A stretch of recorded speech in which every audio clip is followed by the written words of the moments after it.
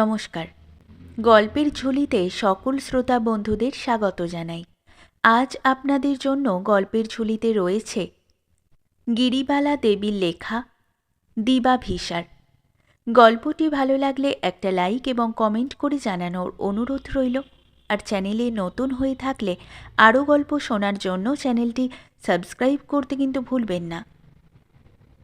তাহলে চলুন শুনে নেওয়া যাক আজকের গল্প। 50 বছর পূর্বের কাহিনী বলতে বসেছি। এ প্রখর রৌদ্রালোকে অতীতের সেই মেঘাচ্ছন্ন দিনগুলির ক্ষীণ স্মৃতি একবার চোখের সামনে ভেসে আসে। একালের মতন সেকালেও সুন্দর হাসিমাখা প্রভাত হয়েছিল। চৌধুরী বাড়ির সপ্তকন্যার সর্বকনিষ্ঠা ঘেন্না বিহগ কুজিত প্রভাতকে মুখর করে তারস্বরে ডেকে উঠল, বর্দি, মেজদি, সেজদি, ও নদি, রাঙাদি, নতুন দি, তোমরা কি ঘুম থেকে উঠবে না গো? বেলা ঢের হয়েছে। দাদা যে আজ আসবে তা যেন কারোর মনে নেই। চক মিলানো কোঠা বাড়ির মাঝের বড় ঘরখানায় মেয়েদের আড্ডা। 7 বছরের ঘেন্না কোলের সন্তান বলে আজও মার বিছানা ছাড়েনি। মা উঠে গেলে সে এসেছে দিদিদের সুখনিদ্রা ভঙ্গ করতে। এদের 7 বোন চম্পায় একটিমাত্র ভাই প্রবীর কলিকাতায় কলেজে পড়ে। গ্রীষ্মের বন্ধে সে পুরীতে বেড়াতে গিয়েছিল। সুদীর্ঘ ছুটি প্রায় শেষ করে আজ গ্রামে ফিরছে। সেই জন্য বাড়িতে আনন্দের সীমা নেই। প্রবীরের 3 দিদি, বাকিগুলি ছোট বোন। 7 বোনের ভেতর 4টি বিবাহিতা। বিত্তশালী বাপের মেয়ে বলে তারা তেমন শ্বশুরালয় যায় না। জামাইরাই মাঝে মাঝে শুভাগমন করে বিরহিণীদের বিরহের ব্যথা লাঘব করে। সপ্ত সমুদ্রের বৃদ্ধা ঠাকুরমা অদ্যাপি বিদ্যমান। তিনি আবার বিষম নারী বিদ্বেষী। সেই জন্যেই বোধহয় বাঘের ঘরে ঘোঘের বাসার মতন তার ভিটে 7 নাতনি ঘুঘু চড়াতে উদ্যত হয়েছে। যেমন হেলাফেলার জিনিস তেমনি ঠাকুরমা অশ্রদ্ধার সঙ্গে তাদের নামকরণ করেছেন অমুনা, ঝমুনা, নমুনা, সীমা, আন্না, ছিছি, ঘেন্না। নামের শ্রী যাই হোক না কেন, মেয়েরা যেন খ্যাপা নদীর উত্তাল তরঙ্গ, দিনরাত কলকল খলখল। সচ্ছল সংসারের ঝিয়ারি মেয়েরা একটু বেশি বেলা পর্যন্ত ঘুমায়, তাতে কেউ দোষ ধরে না। কিন্তু দোষ না ধরলেও অসময়ে নিদ্রাভঙ্গে ঘেন্নার দিদিরা কেউ প্রীত হতে পারল না। বড় অমুনা নিদ্রা বিজড়িত চোখ মেলে বিরক্তির সঙ্গে বলে উঠল, আহ মরণ, ছুরিটা যেন কাক ডাকতে লেগেছে। দিলে ভোরের ঘুমটুকু ভেঙে, এখন দিনভর মাথার যন্ত্রণায় আমি দগ্ধে মরব। ঝমুনা সায় দিলে, যা বলেছিস দিদি, আমারও তোর দশা। নমুনা বললে, দাদা আসবে বলে আমরা নাচব নাকি? জানা নতুন বউয়ের কাছে সে আহ্লাদে আটখানা হচ্ছে।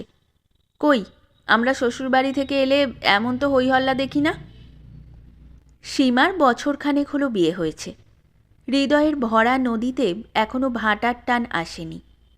নয়ন আজও স্বপ্ন ভারাতুর। জীবনের নবীন পটভূমি হতে রঙিন ছবি মুছে যায়নি। সীমা বিছানায় বসে দুহাতে শিথিল খোঁপা জড়াতে জড়াতে হাসল। আমাদের আবার শ্বশুরবাড়ি, বছরে 1 মাস, তার আবার ব্যাগখানা। তা জামাইরা এলে এরা কিন্তু কম সমারোহ করে না। আমাদের ভিতরে নতুন বউকে টানছো কেন বলো দেখি? অগ্রহায়ণ মাসে দাদা বিয়ে করে রেখে গেছে বেচারাকে, আর আসছে জ্যৈষ্ঠের শেষে। ওদের আলাপ পরিচয় ভালো করে হয়ে ওঠেনি, তার আবার আহ্লাদে আটখানা। কিশোরী আন্না কুমারী হলেও তার জানবার বুঝবার কিছুই বাকি ছিল না। সে চোখ বুজে টিপে টিপে বললে, ভাই বোনের বিয়ে বৌঠান এতদিন বাপের বাড়িতে আটকা ছিল বলেই না দাদা রেগে আসেনি। যেমনি বৌঠান এখানে এসেছে অমনি খবর পেয়ে ছুটে এসেছে। তোমার কাছেই ওদের ভাবের অভাব শুনলাম। বালিকা ছিছি দিদিদের রসালাপে কান না দিয়ে ব্যস্ত সমস্তভাবে বিছানা ছেড়ে ঘেন্নাকে জিজ্ঞাসা করল, বাগানের কাঁচা মিঠে আম কটার কথা মনে আছে তো? ন্যাকড়া দিয়ে বেঁধে দাদার জন্যে যা রেখে গিয়েছিলাম। চল এক্ষুনি গিয়ে পেড়ে নিয়ে আসি গে। গাছের যত আম পেকে ফুরিয়ে গেল, দাদার এবার কিচ্ছু খাওয়া হলো না। কাঁচা মিঠে আম কটা আমরা দুজনা দাদার হাতে দেব রাঙাদি। বলতে বলতে ঘেন্না ছিছিকে বাহু বন্ধনে বেঁধে টেনে নিয়ে চলল। দ্বিপ্রহরে প্রবীর এসে পৌঁছল। বাড়ির একটি মাত্র ছেলের শুভাগমনে গৃহে আনন্দের উচ্ছ্বাস বয়ে গেল। পরিজনেরা প্রবাসীকে ঘিরে আরম্ভ করল কত কুশল প্রশ্ন, কত পথের বিবরণ। সে মিলন মেলায় একটিমাত্র প্রাণী কেবল উপস্থিত হতে পারল না, সে প্রবীরের নবপরিণীতা বধূ রাজবালা। বিয়ের সময় রাজু ১৯ বছরের তরুণ বরকে লজ্জা সংকোচে ভালো করে নিরীক্ষণ করতে পারেনি। তার নত নেত্রপথে যেটুকু প্রতিভাত হয়েছিল তা কয়েক মাসের অদর্শনে মনের ভেতর হতে ঝাপসা হয়ে গেছে। ইতিমধ্যে বাঁকা অক্ষরে সে তার কলেজে কাব্য পড়া বরকে গুটিকতক চিঠি লিখেছে বটে, কিন্তু তাতে তার মুদ্রিত কমল হৃদয় বিকশিত হবার সময় পায়নি। ১৩ বছরের বালিকার জীবনের গ্রন্থি এখনো খোলেনি, কোরক সবে ফুটি ফুটি করছে। কলি না ফুটলেও পল্লীবেলার কৌতুক ও কৌতূহল কম নয়। রান্নাঘরে রাজু পুরাতন দাসী কুড়ানির মায়ের সাহায্যে কৈমৌরি রাঁধছিল। মা গৃহপ্রতিষ্ঠিত নারায়ণশিলার ভোগ চড়িয়েছিলেন ভোগের ঘরে। তখনও পাড়াগাঁয়ে নিষ্ঠাবান ব্রাহ্মণ পরিবারে অজ্ঞাত কুলশীল পাচক রাখার প্রচলন হয়নি। রন্ধন এবং নারিকেলের ও দুগ্ধের নানা রূপ মিষ্টান্ন তৈরির বাইরে যে আর একটা বৃহৎ জগৎ আছে, মেয়েরা তার খবর রাখত না। ঠাকুমা বৃদ্ধা হয়ে কাজের বাইরে গিয়েছেন। পূজার আয়োজন ও ভোগের ভার বর্তমান গৃহিণীর স্কন্ধে। তিনি আবার আমিষের ভার দিয়েছেন বধূকে। গোড়া থেকে না শিখলে শিখবে কবে? ছেলে বয়সে যে শিক্ষার সময়। কুড়ানি মার হিতোপদেশে রাজু রান্না করে। একদিন আলুনে, একদিন নুনে পোড়া, কখনো অর্ধসিদ্ধ, কোনোদিন অসিদ্ধ।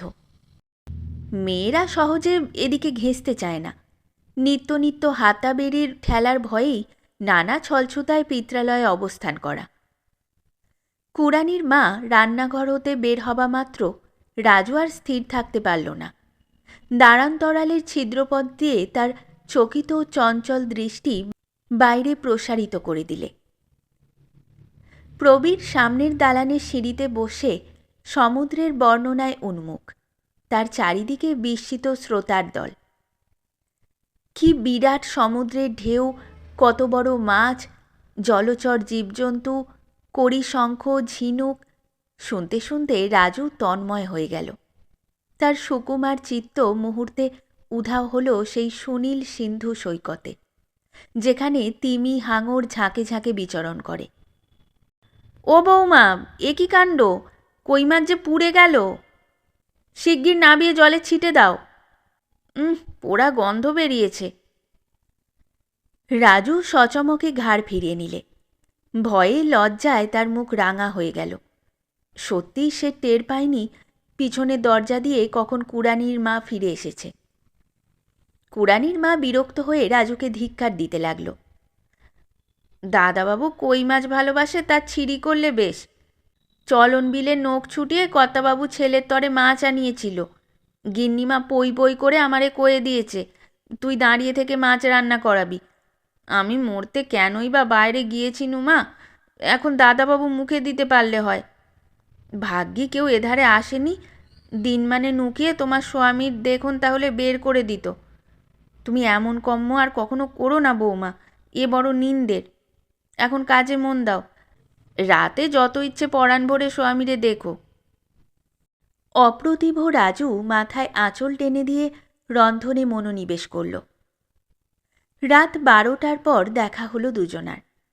নব বরবধূর গৃহে নিশীথে আলো জ্বালানো নিন্দনীয়, অতএব প্রদীপ নির্বাপিত হল।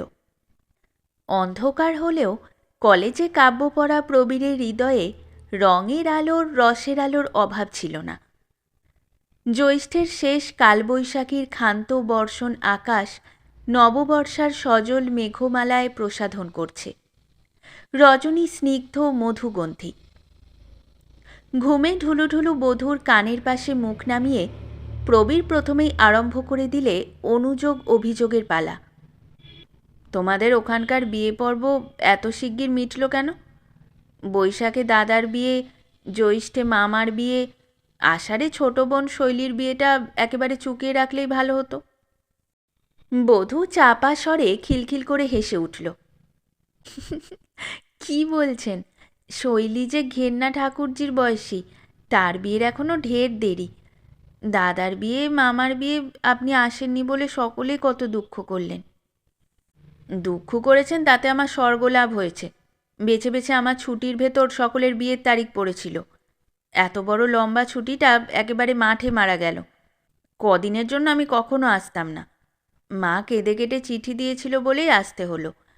যার নিজের বিয়ে পুরনো হয়নি, দিনের আলোয় বউ দেখা হয়নি, তার কি পরের বিয়েতে পরের বাড়ি যেতে ভালো লাগে? অপরাধিনী রাজু ক্ষুণ্ণ হয়ে উত্তর দিলে, পঞ্জিকায় বিয়ের দিন লেখা থাকলে ওরা কি করবেন বলুন? তবু সেখানে গেলে দিনের বেলায় আমাকে দেখতে পেতেন। এখানে তা হবার জো নেই। কেন নেই? দুপুরবেলা খাওয়া হয়ে গেলে তুমি এই ঘরে চলে আসবে, আমি আগেই এসে থাকবো, তাহলেই দেখা হবে। না, তা হয় না। কেউ যদি টের পায়। এখানকার খাওয়া মিটতে দুপুর গড়িয়ে যায়। খেয়ে দিয়ে দিদিরা বারান্দায় কড়ি খেলতে বসেন। আপনি আসবেন কি করে? ওরা দেখে ফেলবে যে। সে ভাবনা তোমার নেই। কেউ টের না পেলেই তো হলো। তুমি কবে আসতে পারবে তাই বলো। বিপন্ন রাজু ক্ষণেক ভেবে উত্তর করল, আজ সবে এসেছেন, কদিন পরে দিন ঠিক করে বলবেন। আমার কিন্তু বড় ভয় করছে, কেউ টের পেলে আমি কোথায় লুকাবো? সেদিন দিবাভিসারের জল্পনা কল্পনা সেই অবধি হয়ে রইল। কদিন পরে দিন ঠিক হলো আষাঢ়স্য প্রথম দিবসে। আষাঢ় আসতে দেরি হলো না।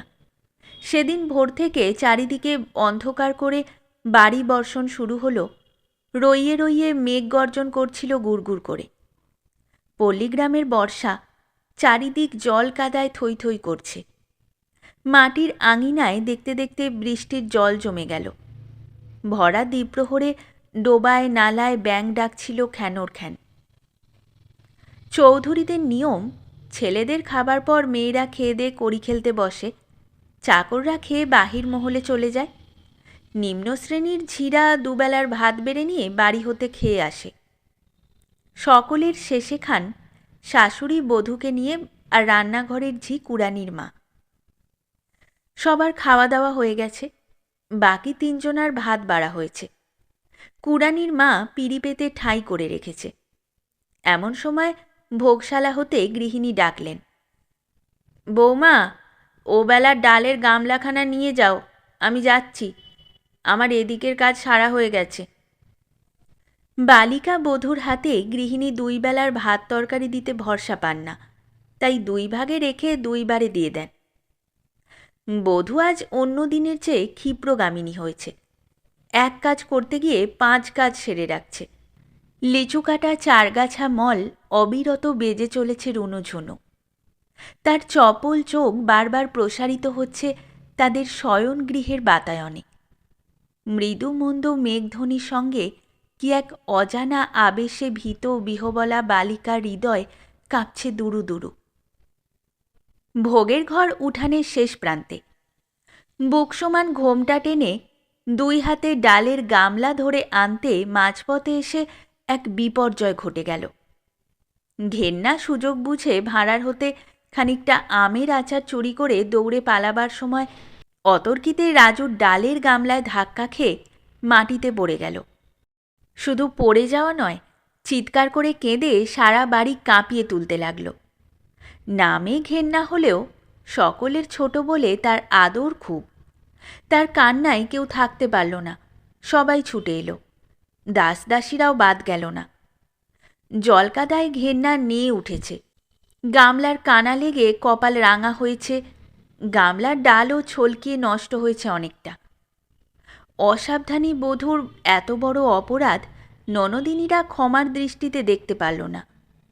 বউ কেন লজ্জা শরমের মাথাকে ঘোড়ার মতো লাফিয়ে চলে? কপালে কি চোখ নেই?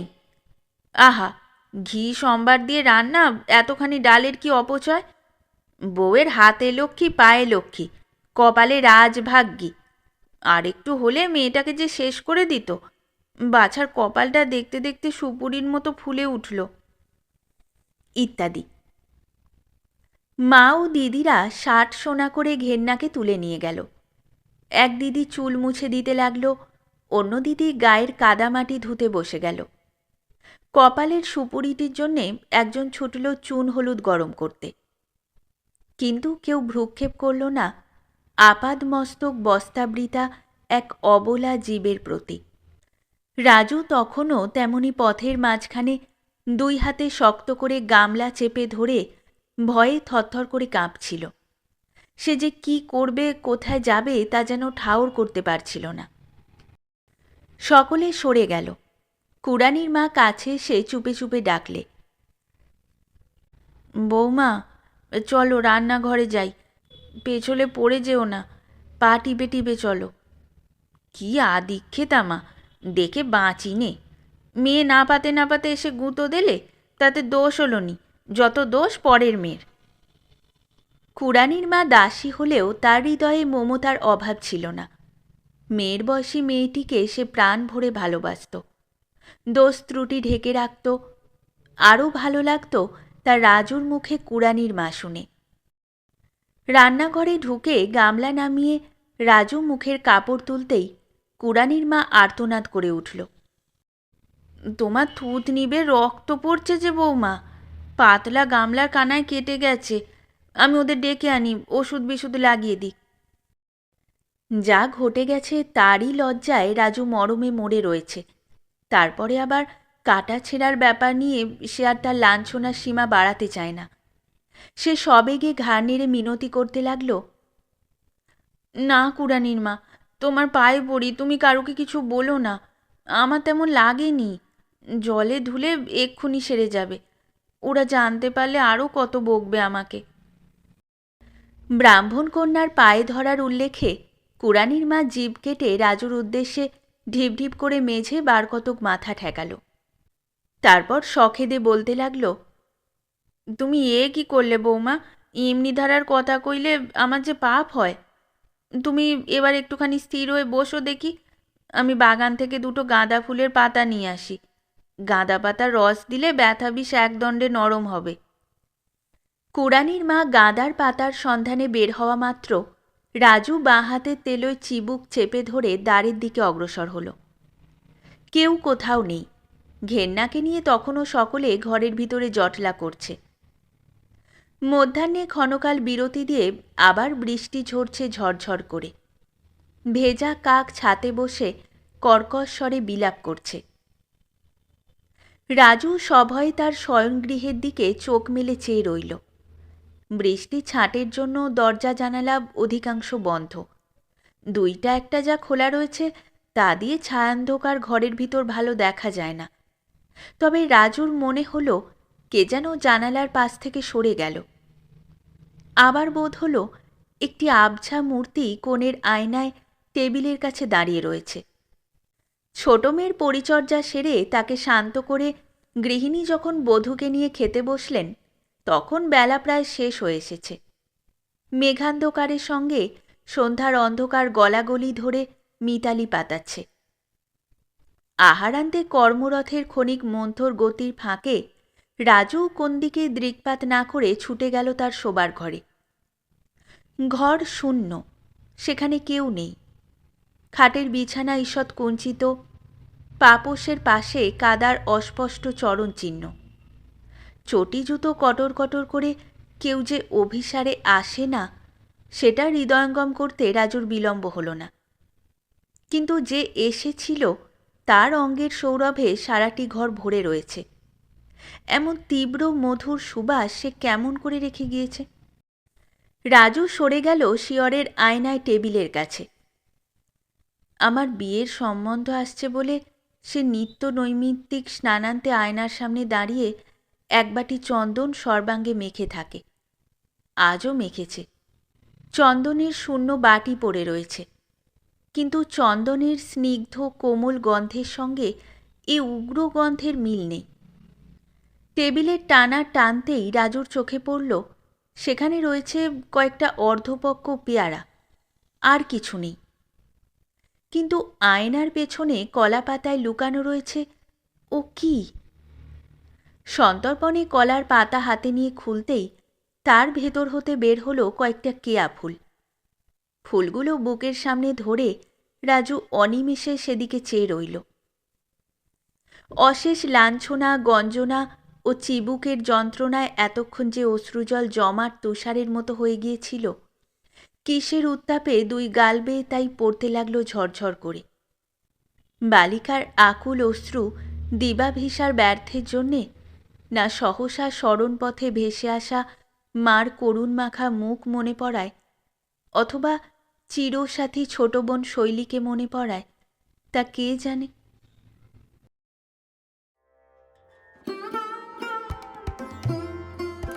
শেষ হলো আমাদের আজকের গল্প। গল্প পাঠে এবং বিভিন্ন চরিত্রে আমি তৃষিতা। গল্পটি ভালো লাগলে লাইক এবং শেয়ার করে দেবেন, আর চ্যানেলে নতুন হয়ে থাকলে আরও গল্প শোনার জন্য চ্যানেলটি সাবস্ক্রাইব করতে কিন্তু ভুলবেন না। খুব তাড়াতাড়ি নতুন একটি গল্প নিয়ে ফিরে আসব। সকলে ভালো থাকুন, শুনতে থাকুন গল্পের ঝুলি।